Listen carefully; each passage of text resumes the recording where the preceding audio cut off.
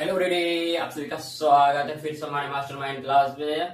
ठीक है, आज का लेक्चर जो होने वाला है भूगोल पे, ठीक है, उसमें जो हम क्या समझेंगे, सबसे पहले समझना क्या है, सबसे पहले समझना है संसाधन नियोजन किसे कहते हैं। ठीक है, संसाधन संरक्षण किसे कहते हैं। ठीक है, उसके बाद जितने भी सम्मेलन हुए थे उसके बारे में जानकारी इकट्ठा करेंगे। ठीक है, तो सबसे पहले देखिए यहाँ पे क्या हम कुछ लिख के आए हुए हैं। ठीक है, इसके बारे में समझने से पहले एक बात याद रखिएगा। ठीक है, ये जो लिख के आए हुए हैं, ठीक है, ये जो लिख के आए हुए हैं हम, ये बहुत ज्यादा इंपॉर्टेंट होने वाला है। ठीक है, कहा कि हम बुक में से जो है चुन चुन के ऑब्जेक्टिव निकाले हुए हैं। ठीक है, तो देखिए बिहार में क्या पाया जाता है, चुना पत्थर एवं पायराइट पाया जाता है। ठीक है, लद्दाख में क्या पाया जाता है, सांस्कृतिक विरासत के मामले में ये धनी होते हैं। ठीक, सबसे ज्यादा जो पाया जाता है वो। ठीक है, और मानव एवं तकनीकी, देखो पूछेगा कैसे इसको, शोषणात्मक दोहन की प्रवृत्ति किसमें होती है। ठीक है, डाकुओं की अर्थव्यवस्था में, या ऐसे बोलेगा डाकुओं की अर्थव्यवस्था किसी व्यवस्था शोषणात्मक दोहन की प्रवृत्ति है। ठीक है, इसको जो है ना, मतलब कि अगर आप इग्नोर कर देंगे, ठीक है,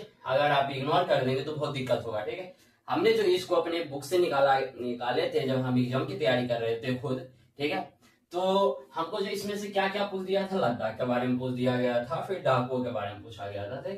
ये दोनों पूछा गया था, ये दोनों पूछा गया था हमारे एग्जाम में, इसलिए इसको जो है हम सोचे काहे नहीं, इसको भी आपको बता दें। ठीक है, सबसे बड़ी बात ये होती है कि आप जब सेल्फ स्टडी करते हो ना, तो आपको बहुत कुछ याद रहता है। ठीक है, सेल्फ स्टडी इसलिए बेटर माना जाता है कि अगर सर कुछ छोड़ दिए हैं, ठीक है, या फिर हो सकता है कि सर के नजर में वो नहीं आया हो, ठीक है, लेकिन पूछ देता है कभी कभी। ठीक है, ऐसे सर का तो प्रैक्टिस होता है कि बहुत दिन से पढ़ा रहे होते हैं, तो उसका प्रैक्टिस होता है, कहाँ कहाँ से एग्जाम में आते हैं। ठीक है, फिर भी अगर बाय चांस गलती से मिस्टेक हो भी गया तो आप को खुद से भी पढ़ना जरूरी होता है, इसलिए बोला जाता है सेल्फ स्टडी भी किया कीजिए। ठीक है, तो हम एक और बात बताना चाहेंगे आपको कि जैसे कि आप समझिए कि एग्जाम की तैयारी कर रहे हैं। ठीक है, तो आपको अगर मतलब कि बहुत सारे बच्चे होते हैं कि मन में लेके चलते हैं हमको टॉपर बनना, बिहार बोर्ड में टॉपर बनना, आखिर कैसे बनेंगे। ठीक है, तो सबसे पहले बात, हमने जो टाइम टेबल दिया है उसके अनुसार आप पढ़िए।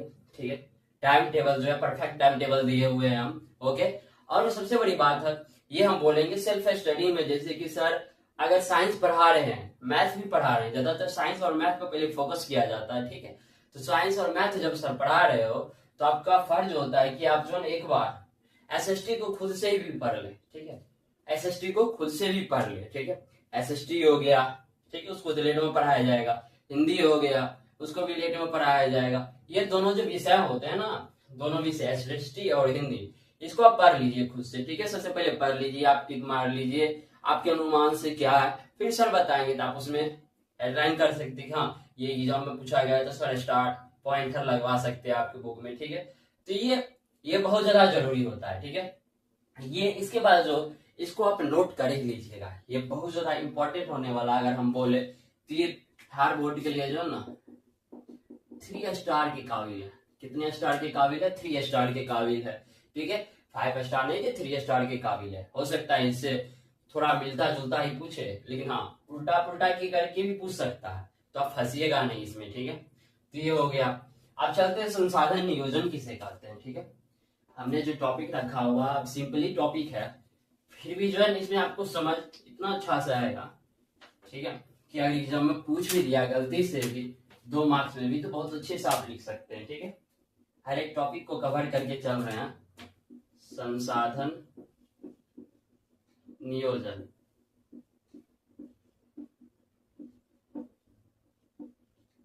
ठीक है, संसाधन नियोजन किसे कहते हैं। ठीक है, तो इसका परिभाषा बुक में लिखा गया है। ठीक है, हम परिभाषा नहीं लिखाएंगे, हम इसका जो सिर्फ समझाएंगे।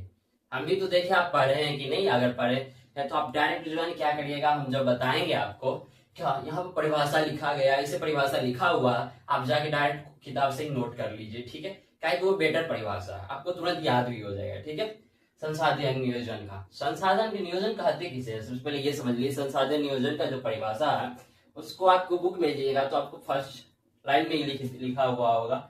जैसे यहाँ पे लिखा हुआ संसाधन नियोजन, यहाँ से लिखा हुआ है। ठीक है, कि संसाधन का विवेकपूर्ण उपयोग ही संसाधन नियोजन कहलाता है। संसाधन का विवेकपूर्ण उपयोग ही क्या कहलाता है, संसाधन नियोजन कहलाता है। ठीक है, आप इसको जाकर वहां से लिख लीजिएगा। ओके, हम सबसे पहले संसाधन नियोजन के बारे में समझाने की कोशिश करते हैं। ठीक है, ये आपको लग रहा है कि नॉर्मली है भैया, क्या बताइएगा आप इसमें, ठीक है, बहुत ज्यादा नॉर्मल है।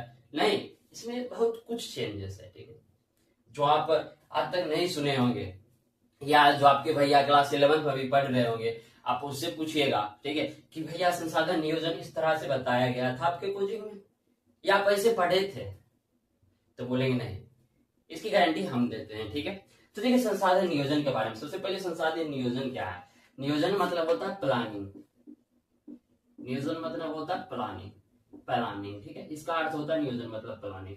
संसाधन किसे कहते हैं तो बता ही दिए थे, जिसका हम उपयोग करते हैं, ठीक, उसी को संसाधन कहेंगे, उपयोग जिसका करेंगे उसी को। अब जो हमारे लिए मान बताते हैं, जैसे ये मार्कर मेरे लिए उपयोगी नहीं है अभी, ठीक है, जैसे हम स्टूडेंट लाइन में ज्यादा तो उपयोगी नहीं होगा, ठीक है, पेंसिल पेन कलम यही उपयोगी होता है, ठीक है, और हाईलाइटर, तो समझिए इसको हम रख दिए, ठीक है। हम भी एक नॉर्मल अभी स्टूडेंट है, ठीक है, नॉर्मल स्टूडेंट, हमको जरूरत है उसका नहीं, तो हमारे लिए क्या संसाधन नहीं है, क्या वो हमारे लिए संसाधन नहीं है। जैसे हम टीचर में आएंगे, ठीक है, तो टीचर का जो होता है ज्यादातर कम पड़ जाता है, बोर्ड पे लिखने उखने का कम पड़ता है, लेकिन पड़ता है, ठीक है, लेकिन कुछ चीजें जो होते हैं वो छूट जाते हैं, ठीक है। अब हम सिलेट में तो नहीं लिखने लगेंगे, सिलेट की जगह बड़ा सिलेट आ गया, सिलेट की जगह क्या है, बड़ा सिलेट आ गया हमारे पास, ठीक है। तो देखिए संसाधन नियोजन में प्लानिंग, आप प्लानिंग कैसे करते हैं, किसी चीज की तैयारी कैसे करते हैं, ठीक है, किसी चीज की तैयारी कैसे करते हैं, ठीक है। सबसे पहले ये समझिए, आप कोई लक्ष्य बनाते हैं, ठीक है, उसको हासिल करने का, जैसे कि आपको मान लीजिए कि जेई में टॉपर बनना है, ठीक है, तो उसका प्लानिंग पहले लिखते हैं आप, लक्ष्य पहले गोल निर्धारित कर दिया, हमको जेई में टॉपर आना है, ठीक है, टॉपर आना है तो हमको क्या क्या प्लानिंग चाहिए, ठीक है, आखिर कैसे होगा, नहीं होगा, कौन कौन सा सब्जेक्ट है, कितने कितने मार्क्स के पूछे जाते हैं, कौन ज्यादा महत्वपूर्ण है, ये सब के बारे में पहले आप सोचेंगे, ठीक है, किसको कितना मात्रा में पढ़ाया जाए, किसको कितना मात्रा में पढ़ाया जाए, ठीक है, ये बात जरूरी होता है। तो उसी प्रकार से होता है संसाधन नियोजन। संसाधन नियोजन का होता है विवेकपूर्ण उपयोग, मतलब इसका सही यानी लक्ष्य बना लेना, कि जैसे कि पेट्रोल का उपयोग गाड़ी में करते हैं, कितने मात्रा में करना चाहिए, ठीक है। अब पेट्रोल टैंक बढ़ गया, ठीक है, आप उसमें डाल रहे, पेट्रोल बाहर हो जाएगा, तब का बर्बादी हो जाएगा कि नहीं। तो उसी प्रकार से होता है, इसका एक लक्ष्य कर दिया जाता है, लक्ष्य निर्धारित कर दिया जाता है कि इसका काम जो इसके लिए है, ठीक है, ये संसाधन के काम इसके लिए है, इस वस्तु के लिए है, ठीक है। बट जो है इसका एक लिमिट है, हम एक लिमिट बांध देते हैं। अगर पेट्रोल लीजिएगा तो उसका जो बॉक्स होता है पेट्रोल भरने वाला, उसका एक लिमिट में होता है कि नहीं, वो एक लिमिट में होता है, ठीक है, आप उतना ही डालते हैं, बेसिकली आप कितना डालते हैं उतना ही डालते हैं, तो ये समझ गए आप। तो उसका जो लक्ष्य निर्धारित होता है, संसाधन नियोजन भी उसी को कहते हैं, जैसे आप प्लानिंग करते हैं सेम टू सेम उसी से मिलता जुलता होता है संसाधन नियोजन। आपको समझ आ गया, ठीक है, बहुत बेहतरीन से समझ आ गया होगा। संसाधन नियोजन के बाद होता है संसाधन संरक्षण, ओके, संसाधन संरक्षण। देखिए संसाधन संरक्षण किसे कहते हैं, तो संसाधन का संरक्षण ही संसाधन संरक्षण कहलाता है, लेकिन बुक में देखिए कैसे लिखा है, संसाधन का नियोजित एवं विवेकपूर्ण उपयोग ही क्या कहलाता है, संसाधन संरक्षण कहलाता है, ठीक है। ये था, ये हम अपने लैंग्वेज बताए, संसाधन का संरक्षण क्या कहलाता है, संसाधन संरक्षण कहलाता है। आपको जो मैं लिखने का लिख दे, अगर ये लिखेगा संसाधन का संरक्षण संसाधन संरक्षण कहलाता है, तो सबको लगेगा नॉर्मली लिख दिया है बच्चे, ठीक है, उसको जैसे लगा वो लिख दिया, ठीक है। वास्तविकता में ये भी सही है वो भी सही है, दोनों आप लिख सकते हैं, ठीक है। संसाधन संरक्षण का मतलब क्या होता है, ठीक है, परिभाषा भी इसमें नहीं लिखेंगे, जहां जहां परिभाषा लिखने वाला कुछ टॉपिक नहीं है, ठीक है मेरा, क्या कि परिभाषा बुक में भी दिया हुआ है, तो बुक का उतना इंटरफेयर नहीं करेंगे हम इसमें, ठीक है, आप खुद से भी लिख लीजिएगा, ताकि ये बुक में दिया हुआ है, ठीक है, और अच्छे से लिखा हुआ है, इसीलिए छोड़ रहे हैं इसको हम, ठीक है। अब जब भैया आप बुक से बोल ही देते कहाँ पढ़ा रहे हैं, हाँ, ये तो बात आना चाहिए ना आपके दिमाग में, ये हम आप पे होमवर्क छोड़ दिए, जो कि ठीक है, जो हमको लगेगा लिखाने का कि जो मेन पॉइंट हो आपके दिमाग में एडजस्ट हो, ठीक है, जो एडजस्ट हो रहा है एक बार में ही, कहा है उसको फिर आप मत ही करें, ठीक है, एडजस्ट हो ही रहा है, ये बहुत ज्यादा सिंपल है, अगर बोलिएगा तो लिख देंगे, आप कमेंट करेगा, अगर बोलेगा तो लिख देंगे, ठीक है। इसको हम लिख के जो एक पेज में, ठीक है, पीडीएफ को क्या कहते हैं, इमेज में डाल देंगे, ठीक है, आप लिख लीजिएगा वहां से, या तो अगले वीडियो में हम लिंक दे देंगे पीडीएफ का, आप डायरेक्ट वहां से डाउनलोड ही कर लीजिएगा, ठीक है। संसाधन संरक्षण हो गया, ठीक है। अब देखते हैं संसाधन संरक्षण क्यों जरूरी है। एक्चुअली संसाधन संरक्षण से पहले समझते हैं आपकी सुरक्षा क्यों जरूरी होता है। चलिए, आपकी अगर सुरक्षा नहीं किया जाए, बॉर्डर पे जो आर्मी होते हैं उसके द्वारा सुरक्षा नहीं किया जाएगा तो क्या होगा आपके साथ, सोच के देखिए। तो दूसरे जो है, दूसरे देश वाले घुसपैठ कर जाएंगे, ठीक है।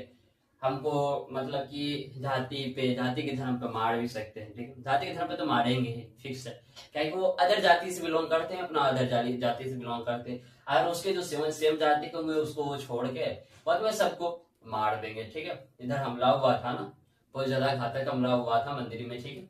घूमने जा रहे थे सब आदमी, घूमने गए थे, तो उसी में पूछ के सबका मारा था, ठीक है। तो ये हुआ था हमला।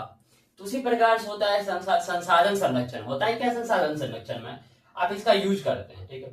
यूज ऐसा करते हैं कि बुद्धि से यूज करते हैं। संसाधन एक नियमित मात्रा, कुछ जो नियमित मात्रा में, ठीक है। कुछ जैसे कोयला हो गया, वो सब एक लिमिट मात्रा में, कोयला, पेट्रोल, डीजल, ये सब एक लिमिट मात्रा में, ठीक है। तो उसका उपयोग आप लिमिट भर करेंगे। अगर ज्यादा करिएगा तो खत्म हो जाएगा, उसको बनने में फिर करोड़ों वर्ष लग जाएंगे ना। इसलिए उसका एक लिमिट सोर्स है, ठीक है। ऊर्जा का जो लिमिट सोर्स है अभी, और ऊर्जा की स्रोत हेरा जा रहा है, ठीक है। तो उसी को संसाधन संरक्षण कहते हैं, ठीक है। जैसे जिस प्रकार से आपकी सुरक्षा जरूरी होती है, उसी प्रकार से संसाधन की भी सुरक्षा जरूरी है। अगर आप लिमिट मात्रा से अधिक कर देंगे तो दिक्कत हो जाएगा, ठीक है। ये खत्म रहा। संसाधन नियोजन भी समझ आ गया होगा, संसाधन संरक्षण भी समझ आ गया होगा, ओके। आप चलते हैं संसाधन संरक्षण के बाद प्रथम पृथ्वी सम्मेलन, ठीक है। एक साथ हम तीनों सम्मेलन के बारे में बताएंगे, ठीक है। प्रथम, द्वितीय, तृतीय, जिससे एक बार में खत्म हो जाएगा, ठीक है। प्रथम पृथ्वी सम्मेलन, पृथ्वी सम्मेलन, ओके। यहाँ पे प्रथम के जगह हम सिर्फ फर्स्ट लिख देते हैं, ठीक है। फर्स्ट, ठीक है, एक नंबर देख लिखते हैं, ओके। आप समझ लीजिएगा इसको क्या कहते हैं। इसको कहते हैं प्रथम पृथ्वी सम्मेलन, ठीक है। इसको द्वितीय पृथ्वी सम्मेलन,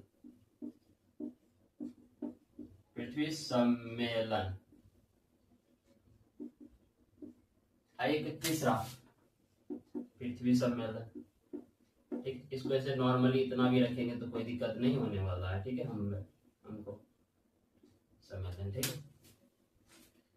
तो क्या पृथ्वी सम्मेलन प्रथम पृथ्वी सम्मेलन, द्वितीय और तृतीय, ठीक है। थोड़ा सा कॉलम बांट दे तो ज्यादा बेहतरीन रहेगा, ठीक है। सबसे पहले समझिए कि पृथ्वी सम्मेलन हुआ क्यों था, ठीक है। यह भी संसाधन का विवेकपूर्ण उपयोग, वन संसाधन, इस सबसे रिलेटेड ही था, ठीक है। संसाधन से रिलेटेड था। जैसे ग्लोबल वार्मिंग बढ़ रहा है, क्यों बढ़ रहा है, नहीं बढ़ रहा, इसके बारे में चर्चा करने के लिए बैठाया गया था पृथ्वी सम्मेलन। सबसे पहले जो बैठाए हुए थे ईस्वी था 1992 ईस्वी में। ईस्वी क्या था इसका, 1992 ईस्वी में था। उसके जस्ट 5 साल बाद जो है 1997 ईस्वी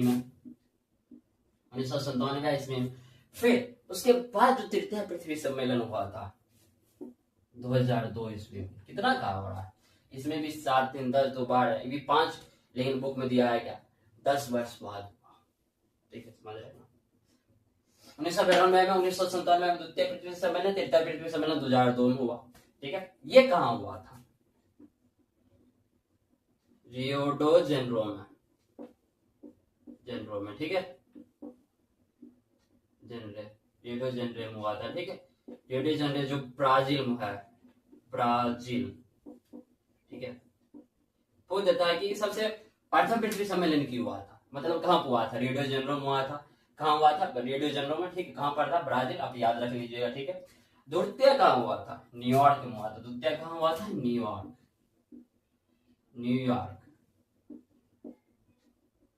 ठीक है। न्यूयॉर्क में हुआ था, ओके। तृतीय हुआ था जोहान्सबर्ग में हुआ था। तृतीय पृथ्वी सम्मेलन कहाँ हुआ था, जोहान्सबर्ग में हुआ था, ठीक है। आप देखिए 1992 में, 1997 में, 2002। अब पृथ्वी सम्मेलन के बारे में थोड़ा डिटेल में चलते हैं, ठीक है। आखिर पृथ्वी सम्मेलन हुआ क्यों था।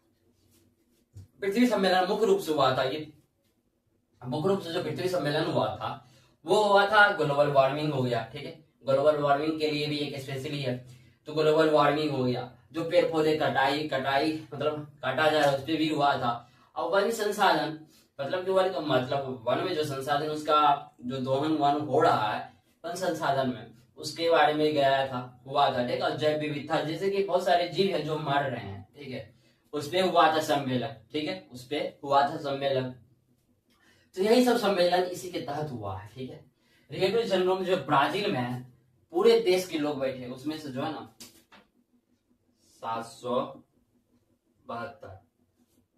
772 देशों ने भाग लिया था। 772 या 200 या 772, ठीक है,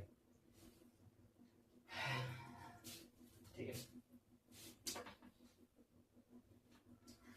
क्योटो में लिया था 200 सम्मेलन, ठीक है, तो 272 इसमें था। हाँ 272, इसको बुक में देख लीजिए, ठीक है, कितने कितने व्यक्ति भाग लिए थे। 272 ही हमको लग रहा है, ठीक है, 272 लिए गए थे। ये जो है एक मेन पॉइंट है आपका, ठीक है, इसको आप याद ही रखिएगा। तीनों में से एक क्वेश्चन पूछेगा बिहार बोर्ड में, ठीक है, तीनों में से एक क्वेश्चन बिहार बोर्ड में पूछा ही जाता है, ठीक है, हमेशा पूछा जाता है, ठीक है।